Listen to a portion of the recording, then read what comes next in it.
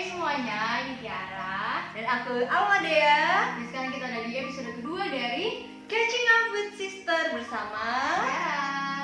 Nah, di video kali ini kita akan fokus ke gimana sih pengalaman Asian selama COVID di Malaysia kemarin di Shah Alam. Kan kemarin di episode pertama kita udah pengetahuan umum lah, hal-hal generalnya tentang Asian di sana, Shah Alam dan lain-lain. Nah, sekarang kita lebih mengkerucut lagi tentang exchange-nya di Malaysia pas zamannya COVID gitu. Nah, aku mau punya beberapa pertanyaan nih. Gimana sih kemarin itu kan Februari sampai Agustus, sedangkan Maret sendiri di Indonesia udah heboh kan COVID. Di Malaysia gimana sih, kuliahnya gimana sih? Wah, yang pasti karena COVID nih ya semuanya jadi terdampak gitu. Yang awalnya expect bakal kuliah offline ya, kayak ketemu temen di kampus gitu ya, jadi sekarang nggak bisa karena semua kelas itu online. Dan teman-teman aku juga banyak yang pulang ke tempat asalnya mereka karena memang mostly anak yang kuliah di UiTM Shah Alam itu anak rantau gitu loh sis. Jadi ya rasa single gitu sih. Terus gimana pemerintahnya sama pihak universitasnya sana? Apakah ketika kan akhirnya dari offline jadi online semuanya, terus ada peraturan atau kebijakan baru gitu? Pas awal-awal infokan COVID lagi merebak banget tuh informasi kayak banyak yang simpang siur gitu loh sis. Ada yang bilang gini, bilang gitu, terus kayak biasa lah orang-orang pada bilang kamu yakin nih cuman belanjanya segitu, nggak mau nyetok lebih gitu. Buat kalau aku sih waktu itu mikirnya ya udahlah santai aja gitu, karena ya juga kemarin di situasi itu juga kan. But like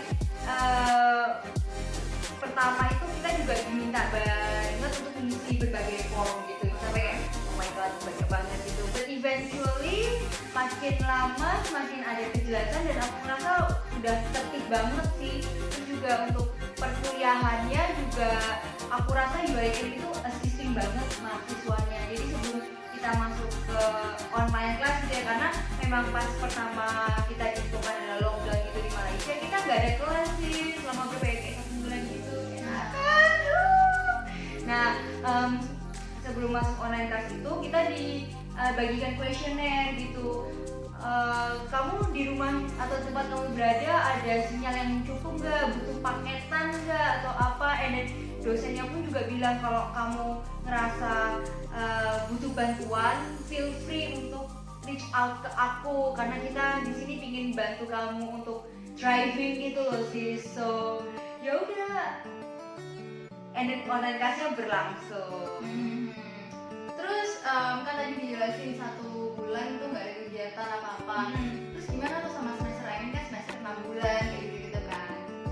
Ya pas nggak ngapa-ngapain itu sebenarnya bisa jadi blessing in disguise buat aku gitu sih, karena bener-bener kan kayak waktu itu di tangan aku gitu. Jadi kayak bener-bener oke, you have this time, kamu mau ngapain. Kalau dulu kan kita sering punya excuse kayak misalnya aku ingin olahraga rutin nih, tapi aku agendaku tuh kayak padat banget gitu. Mana ini kan sama orang lain, kok sama orang lain kan kayak ya sungkan gimana gitu kan. But like kok kayak gini kan bener-bener gak ada excuse gitu loh. So aku mulai rutin olahraga, terus juga aku merasakan nyamannya Netflix and chill gitu. Terus aku juga banyak ikut webinar, online class. Karena kan kalau dulu kan kayak kita tuh masih kurang besar apa sih online class gitu. But sekarang ya jadi ya karena aku merasa oke, I have time in my hand, I should maximize it gitu sih. Kalau kamu gimana? Kalau aku di Surabaya pas itu kan aku kebetulan lagi UTS kan, tiba-tiba PSBB. Terus ya UTS akhirnya pakai Google Form gitu. Terus ya selain Gusbay akhirnya sempet nyoba pakai Edmodo, aplikasi Edmodo gitu, pakai Google Classroom dan lain-lain. Tapi akhirnya sekarang malah ada inovasi baru. So ya, sekarang mencoba untuk pakai itu. Kamu ada UTS ya, you know what? Aku nggak ada UTS loh di UiTM. Ya ini tapi kalau sekalinya UAS, beban UAS-nya gede banget sih. Jadi kalau UAS-nya Zoom ya sudah. Berarti UAS-nya nggak ada UTS, berarti ada UAS. UAS-nya juga online. Yup. Iya, saya gimana lagi? Terus online-nya gimana tuh? Paketannya banyak atau maksudnya biasanya kan kita ulangan ada yang pakai Zoom mana gitu. Jadi paketannya banyak yang boros. Terus kalau misalnya di sana gimana? Well, kan aku ngambil 4 kelas nih. Setiap kelasnya tuh memiliki cara UAS yang berbeda. Well, actually kita akan bahas tentang ini di episode selanjutnya. So, stay tune di video kita selanjutnya ya. Udah kita kasih spoiler nih episode selanjutnya apa. Lumayan ya. Oke, terus kalau misalnya kan aku lihat di Instagramnya banyak jalan-jalan itu travelingnya, ada kebijakan baru nggak sih dari pemerintah Malaysia sendiri atau kayak dengan Indonesia kan sampai saat ini pun walaupun pemerintah udah oke untuk pariwisata tapi kan masih aduh hati-hati banget nih gitu. Buat Malaysia gimana? Kalau di Malaysia itu basically perubahan peraturan yang pertama kayak PKPB kalau nggak salah namanya. Itu bener-bener kayak nggak boleh kemana-mana gitu loh. Terus juga kalau kamu mau beli grocery pun itu beneran cuman boleh 1 orang gitu. Dan kayak di mobil tuh pun ya bener-bener itu nggak boleh banyak orang gitu. Kayak pakai Grab itu cuman boleh 1 mobil 2 orang. Oke. Gitu, terus banyak banget roadblock. Maksudnya roadblock tuh kayak ada polisi gitu loh. Terus kayak kita lewat pasti akan ya kamu ngapain, mana surat-surat ininya lalala gitu. Tapi ya karena aku juga nggak ngapa-ngapain banget di edisi PKPB ya, jadi aku mungkin nggak bisa cerita banyak sih. Nah, tapi untuk yang masih PKPP kan udah mulai santai nih, udah berani untuk beli groceries gitulah ya. Terus mulai kapan ya, kalau nggak salah Juni gitu, itu udah diinfokan boleh Juni or Juli ya, akhir Juni awal Juli gitu lah, itu diinfokan udah boleh traveling interstate. Jadi kayak yeay, meskipun nggak ngomong semua tempat wisata buka ya sih, tapi kan kayak misalnya kemarin tuh aku awal-awal tuh ke Melaka. Nah di Melaka itu tempat wisatanya itu basically kayak di jalan gitu loh, so not necessarily harus wisata banget gitu, so bisa aja gitu. Oh, oke. Jadi sebenarnya udah lebih open gitu juga ya. Kita juga akhirnya orang-orangnya lebih nggak stres daripada harus di rumah terus kan. Mungkin karena gini sih, kita tuh bener-bener di minggu-minggu awal tuh bener-bener lockdown banget. Karena kalau di Indonesia kan kayak masih boleh kemana-mana gitu kan, ada aja caranya. Kalau di Malaysia tuh ya bener-bener harus diem gitu. Oke. Terus pas itu berarti ada kelas kayak misalnya biasanya kan kelas subuh kan ada kayak fitnya dan lain-lain, itu gimana tuh? Biasanya kan kalau misalnya aku lihat di Instagramnya orang-orang itu kan lagi baju sidang gitu kan. Terus kalau misalnya di sana kemarin gimana?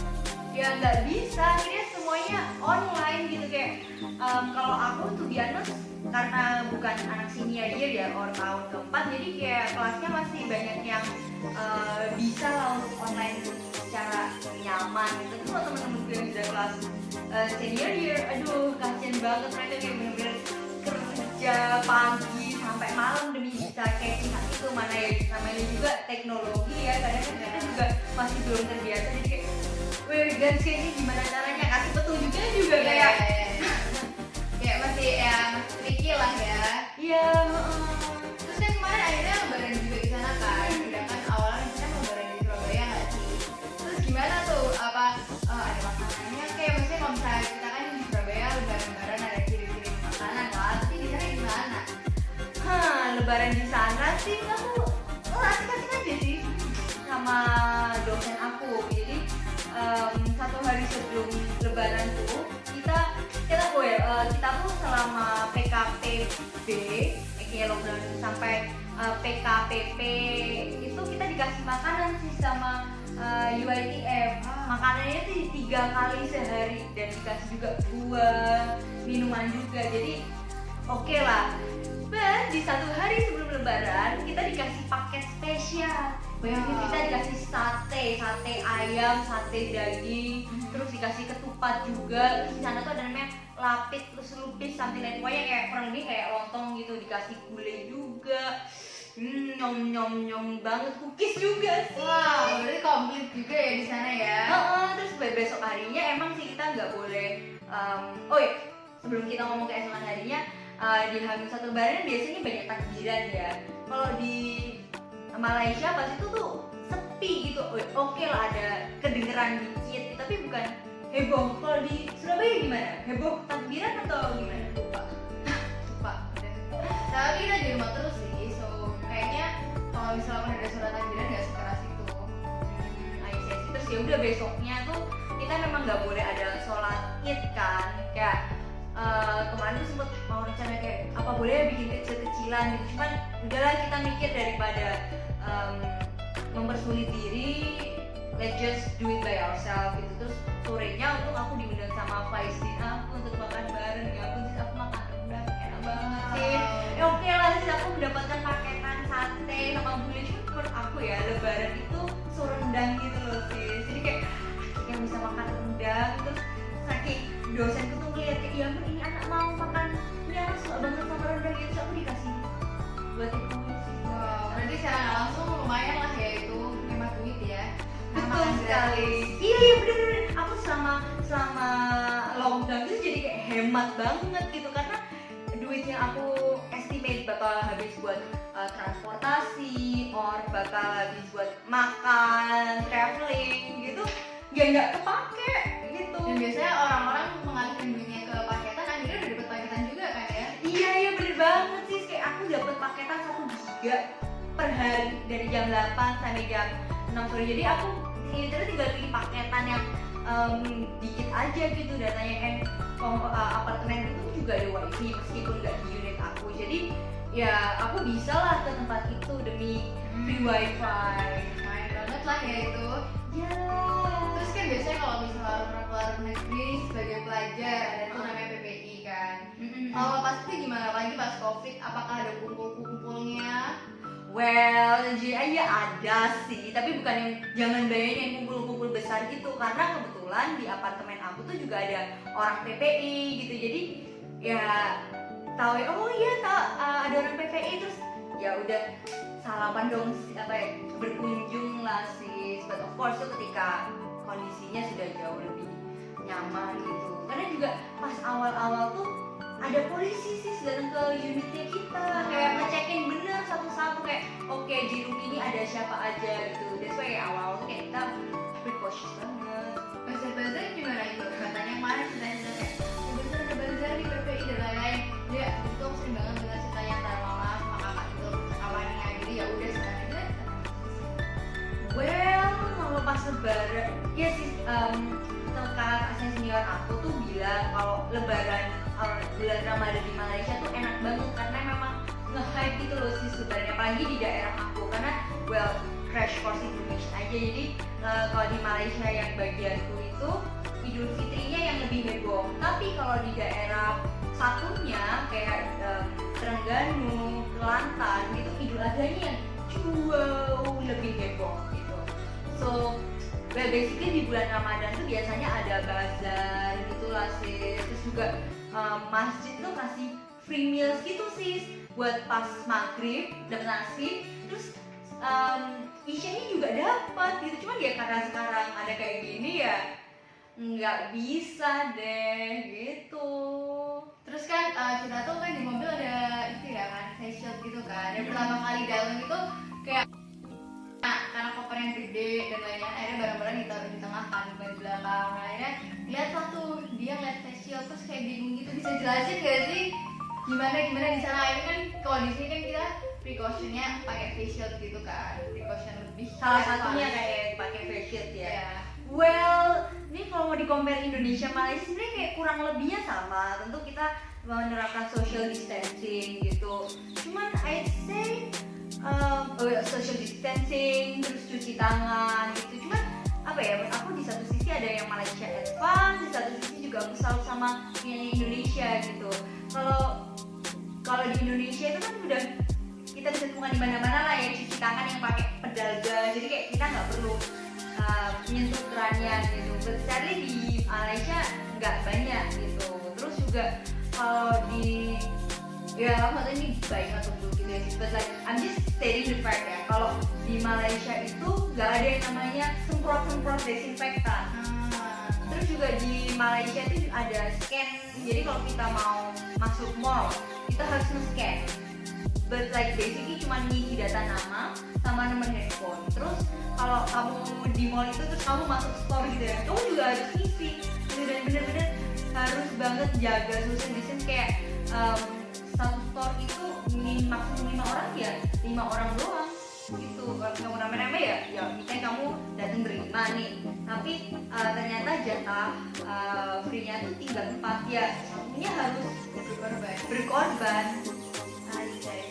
Sejak memang kayak rasanya males masuk gitu sih, tapi aku juga sadar lah ya, namanya situasi kayak gini ya mau gimana lagi. Terus juga di Malaysia, kalau di Indonesia kan kayak masker kain itu bisa kita temukan di mana-mana kan, kayak orang-orang kayak lebih pikir masker kain juga sih. Iya ya, karena kayak kita lebih mikir kalau misalnya sekali pakai langsung buang, akhirnya dokternya nggak dapet, lingkungannya juga kena dan lain-lain lah. Nah kalau di Malaysia itu even di kondisi sekarang ya, kalau dulu juga sempat agak gabung juga sih, tapi gak se-inspire di Indonesia. But like kalau di Malaysia tuh masih prefer pakai masker masker medis gitu sih gitu. Jadi kayak bahkan aku tuh susah nyari masker yang kayak lebih mudah nemuin masker medis daripada masker kain. Tapi hitungannya juga lebih masker medis ya daripada masker kain kan. Iya sih, Nyaring dan lain-lainnya itu kan. but like ya kalau ngomongin fashion iya. Oke, terus kemarin kan sempat tuh ada aku baca di koran ada berita tentang WNI di Malaysia akhirnya pulang sampai di Bandara Juanda dan lain-lain. Terus pas saat itu kenapa sih Mbak Dea memutuskan untuk di sana, atau kayak ada pertimbangan lainnya gitu? Nah itu sebenarnya salah satu the question of exchange juga sih, like whether I should stay or kembali ke Indonesia gitu. Aku juga terkait ini komunikasi juga sama mama aku. I mean kalau dari pihak kampus, dari UiTM tuh mereka bilang better you stay, karena ya itu dia, kita nggak ngerti kan kalau perjalanan kita bakal kena atau apa gitu. And then aku ngomong sama mama aku juga bilang ya udah lah kamu juga sih mama sama dokter istrinya. Terus ya minta kita kan emang super resourceful. Nah terus yaudah deh kita pilih untuk stay di Malaysia aja gitu, karena ya toh juga kalau di Indonesia juga nggak bisa ngapa-ngapain gitu loh. So like yaudah why don't you just enjoy di Malaysia, malah pengalaman baru kan. And I feel like it's really paid off. I'm so glad untuk memilih di Malaysia gitu. karena juga lebih saat itu udah bisa jalan-jalan, sedangkan di sini masih susah juga kan ya. Betul sekali, kuncian kamu ya sister. Dan juga iya sih. Terus gimana tuh katanya cerita tentang speech-nya Perdana Menteri ya? Iya, jadi kalau ini juga salah satu habit baru sih selama PKPB gitu. Jadi informasi tentang apakah lockdown diperpanjang atau nggak itu dikasih tahu sama prime ministernya gitu. Jadi kayak kita selalu dengan excited menunggu kapan ada postingan di online kami, misalnya diinfokan Perdana Menteri akan announce apa gitu ya tanggal keesokan dari kita udah kayak oke, mana ya, meskipun kita nggak bisa bahasa Melayu ya, but like kita tengkengin gitu.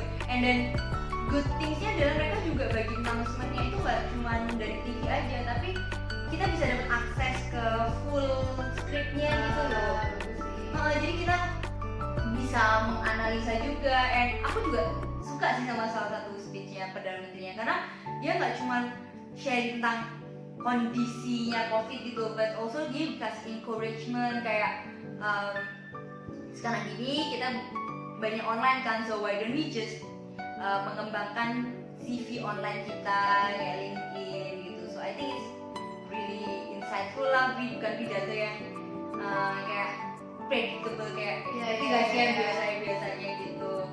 and I feel like ya ini dia ngomong PKP, PPKPB itu kayak main uno gitu loh sis, antara pemerintah sama COVID. Kayak kita tuh pertama mikir cuma 2 minggu gitu, terus ternyata tambah lagi 2 minggu, terus ternyata tambah lagi 1 bulan.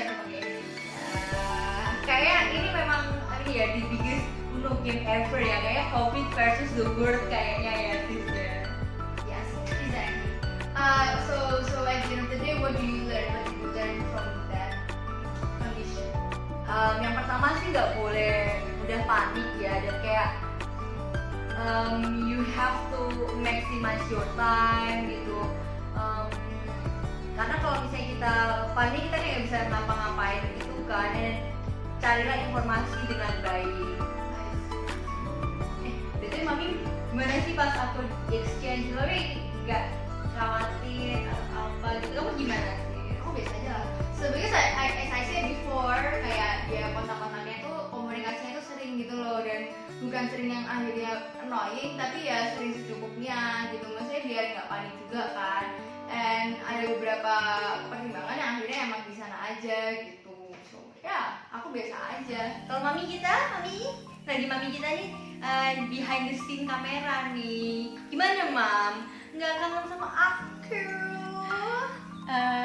Kangen pasti ya, tapi kan kita sudah terbiasa sih komunikasi intens itu nggak harus di depan mata gitu kan ya. Jadi tiap hari telepon-teleponan, diskusi yang barang sepele sampai barang yang oke, harus mikir serius gitu. Yang Mam mau sampaikan adalah keputusan untuk stay di Malaysia itu adalah keputusan yang pastinya nggak sekonyong-konyong ya. Mam juga berdiskusi sama tante kita, tante dokter gitu. Kemudian ya di Rotary juga Mam ngurusin perihal pandemi lah, jadi kurang lebih tahu seperti apa. Dan kalau pulang pun waktu itu kondisinya juga akan jadi deg-degan ya, karena di pesawat pasti akan terjadi kontak, dan pada saat itu semua belum aware gitu tentang bagaimana menjaga diri dan lingkungan. Jadi lebih baik memang ada di situasi di mana kamu aman, dan so far kita diskusi waktu itu bahwa kampus menggaransi untuk semuanya gitu. Yang kemarin kepikirannya adalah bagaimana ngurus daily-nya itu, yang makan 3 kali sehari, karena kan harus belanja keluar gitu. Tetapi pada saat dijelaskan bahwa kampus akan cover itu, anak tidak perlu keluar, ya itu udah paling bikin Mam ngerasa oke, ini aja yang diambil. Yes, betul sekali. Itu deh pertimbangannya. Oh, so yeah, that's the end of the episode 2 of Catching up with sister bersama. Sarah. So tadi udah sempat dikasih bocoran kan ya tentang episode ketiga, and I'm going to repeat that again.